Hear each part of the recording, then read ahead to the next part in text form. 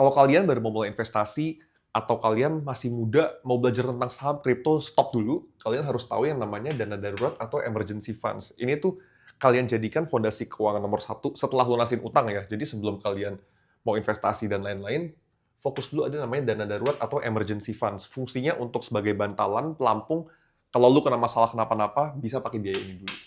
Untuk nominalnya berapa? Idealnya itu minimum banget kalau masih muda 3 bulan kebutuhan pokok.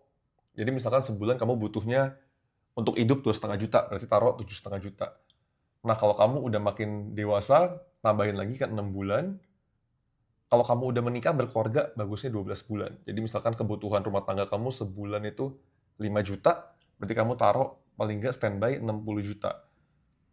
Nah, ini kenapa kamu harus ada sih? Jadi misalnya kamu kena PHK, atau kamu kena kecelakaan deh, amit-amit. Kamu harus bayar pakai dana darurat ini. Bukannya kamu telepon teman kamu, keluarga kamu minta ngutang. Karena paling penting itu, di dunia ini kita nggak boleh ngutang ya, ingat. Nah, terakhir, kalau kamu bingung simpennya di mana? Di emas kah? Atau di saham kah? Atau di kripto kah? Salah. Kalau dana darurat, kamu harus taruh di sebuah aset kelas yang super aman dan super cair. Jadi super liquid.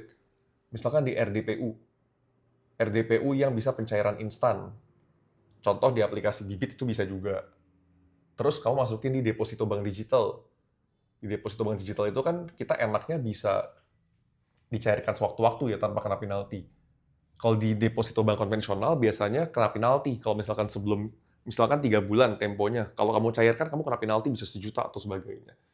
Lalu sebagian lagi kamu bisa simpan juga tunai. Tunai juga bisa. Karena kalau kamu tiba-tiba urgent-nya malam butuhnya, zaman sekarang sih udah enak ya, bisa kris dan lain-lain dan debit card. Tapi kalau misalkan sewaktu-waktu buka ATM nggak bisa, kamu butuh tunai, mesti ada simpan juga sebagian dalam bentuk tunai. Kalau emas kurang disarankan untuk darurat karena kamu harus jual dulu dan harganya itu kan nggak ada yang tahu tahun depan jadi berapa, bisa juga menurun. Nah, terakhir setelah kamu udah lengkap, emergency fund-nya udah lengkap, baru kamu bisa cari asuransi kesehatan, setelah itu baru mulai investasi.